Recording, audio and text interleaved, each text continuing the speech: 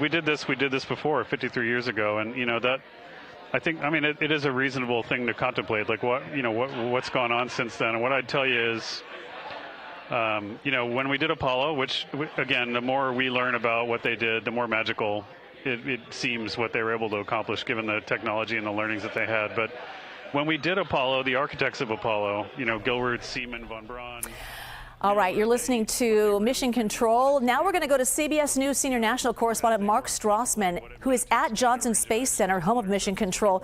So, Mark, we've heard cheers at the splashdown. We've seen them now on the front porch, and now we're looking at the chopper. They're going to start hoisting the astronauts up. What happens now? Well, this is some remarkable pictures going on right now, as you can see, happening live out in the Pacific. The crew is being hoisted one by one up to a pair of helicopters that's going to take them over to the recovery ship. They're going to come out in a very predetermined order. Christina Koch will be first, then Jeremy Hansen, then Victor Glover, and then Reid Wiseman. So 2 helicopters pulling up one at a time and taking them over to the recovery ship, where they'll be evaluated by medical personnel for the first time, and then taken over to San Diego, where they'll be reevaluated by more medical personnel. So they take each of these astronauts, they put a hoisting harness on them, and they lift them up to the helicopter for what I'm sure is going to be a triumphant return to be greeted by NASA officials, and then when they come here to Houston sometime tomorrow, by their families, who have to be so relieved. I mean, just so relieved that this crew is back safe and sound. Mark, what I'm watching is look at those unbelievable. Pictures. Right. They're being hoisted. This is Christina Koch, correct? This is unbelievable. The journey that they've been on, and then kind of the grand finale before they're reunited with their family. Let's take a listen.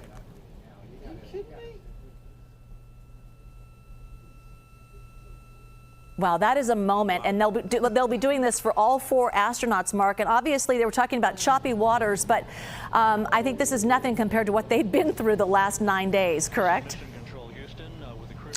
Yeah, I mean, remember the astronauts are hardy people. I mean, they almost embrace the hardship that can come with what my friend Bill Harwood would call this 9-day camping trip into deep space. And so here they are back on Earth. They know they're going to see their families. The hard part for them now is readjusting to gravity. This amounts to a thrilling zip line up to the helicopter. And this is really something to watch, though.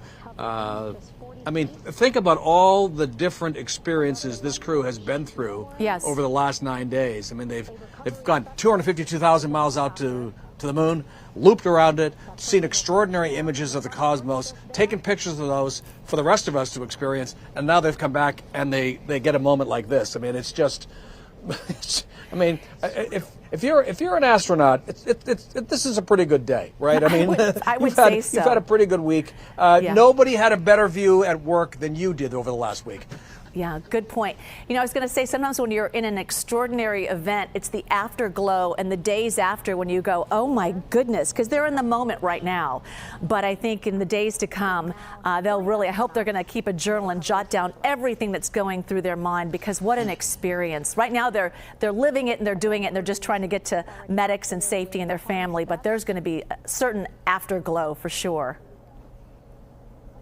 Yeah, in fact, Jeremy Hansen was saying from space that they've started journaling about the whole experience, and the crew has admitted already that they are still processing, this endless series of unusual experiences that they've had, and so look, I think you're right. I mean, it's going to take some time, and it's maybe only when they get a million questions from their families, for instance, will they, oh, that's right, I forgot about this, and oh, did I happen to tell you about what this one crater that I saw on the moon? I mean, they're just going to be an endless series of stories and memories and snapshots from this trip that is going to last these folks for a lifetime. Yeah, that's the word, processing. You're right. Thank you. And then think about this. They've got tens of thousands of photos that they're also going to reflect on and share, and NASA will study from here on out. So it's just going to be a continuum of this Artemis II successful mission. So what are we looking at right now? Do we have all 4 up, or did this just hoist 1 so far? Do you know by chance? I don't.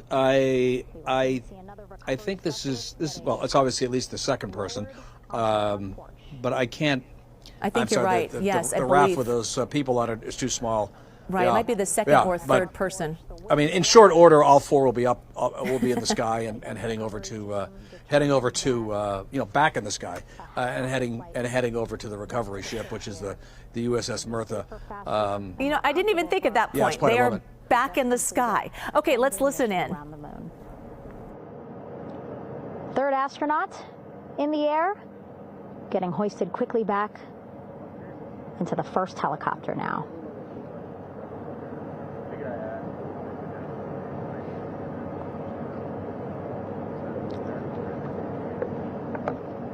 That first helicopter now on its way back to the ship here. We will soon see it land in just a few minutes. Again, all this action happening just 3,000 yards away from us, so a very quick flight back to the flight deck. And now the only person left on the front porch, Commander Reid Wiseman. That second helicopter now making its way. As you can see, Back the over to the rescues front continue to porch. hoist the astronauts into the helicopter, where they'll go to another medic and be checked over. They'll have a series of medics checking them over in the next couple of days, understandably. And as you can see, I believe they're going to bring their Making its fourth final approach astronaut here. up. And boy, as you kind of zoom in, I believe that's Reid Wiseman. He'll be the fourth to be hoisted up into the helicopter. What an experience. And as Mark was saying, think about what they've done in a day, from space to landing to being hoisted into the helicopter, back in the air again. Think of that. And let's just watch.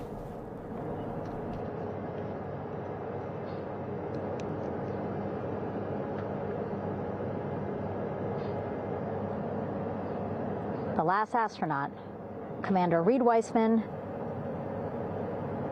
now off the front porch and almost into the second helicopter. Both now on their way back to the ship where we are, the USS John P. Mertha, just west of San Diego in the Pacific Ocean.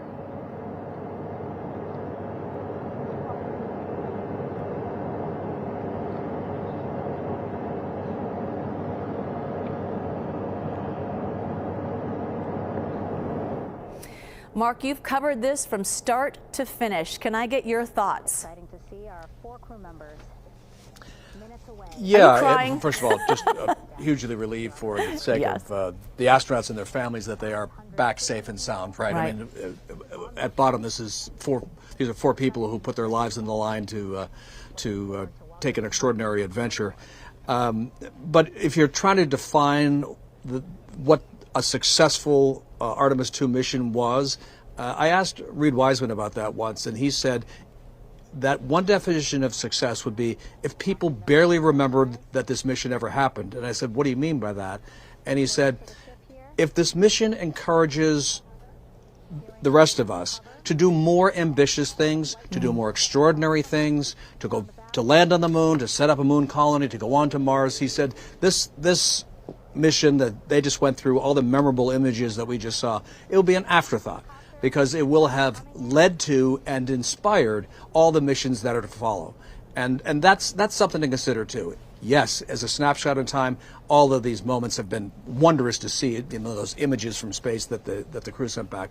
But in the months and years ahead, Wiseman was saying, I hope to see even more extraordinary things, more outlandish things that prove that we really are making the right decision by leaving an emphasis on low Earth orbit and pushing on into deep space. Pilot Victor Glover